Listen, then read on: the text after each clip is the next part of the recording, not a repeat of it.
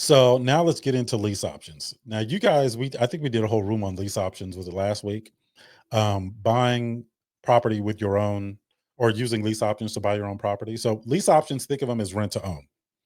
Okay. Now, this is my go-to when I come across people that want to use real estate investing strategies to buy their first house or their own primary residence, because they don't want to throw money away on rent, and I have to kindly remind them that they are not throwing money away on rent, because while they were there, they got value. So they were paying for the value, the roof over their head during the time.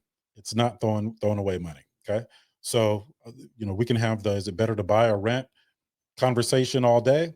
I look at the math and I look at which path is the quickest path to wealth. Now, as somebody that is paying, $1,300 a month in property taxes alone, along with a $6,000 mortgage, I would be ecstatic to go rent somewhere and just buy investment properties. Right? It's a level of convenience that I can appreciate with that. But we're not going to go down that rabbit hole. Anybody trying to make the determination on what they should do, just look at the math. The math will not lie to you. People who have something to sell you will. So understand the math so you can make the best decision on your own. Amen. All right. So a lease option is also two documents. It's a traditional lease. And then there's a separate document called an option agreement. That option agreement allows you to exercise your option to purchase at any time during that process. Let me not say any time. It's you can determine, whoever drafts the documents can determine the terms. Okay. So it's a traditional lease, and a lease option is good not just for buyers, but for sellers also.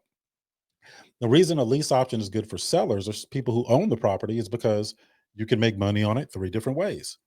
There's an option fee, which is non refundable. It's an upfront fee that allows you to provide the right for them to purchase at a later date. That's what they're purchasing. So that's an option fee. And you can determine what that is up front. Then there's the rental income that you get.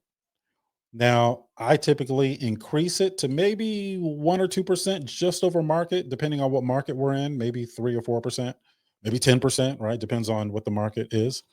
And what I'll do is I will book a portion of that to give them, should they exercise the option to purchase it, so that they're not purchasing 100% of it.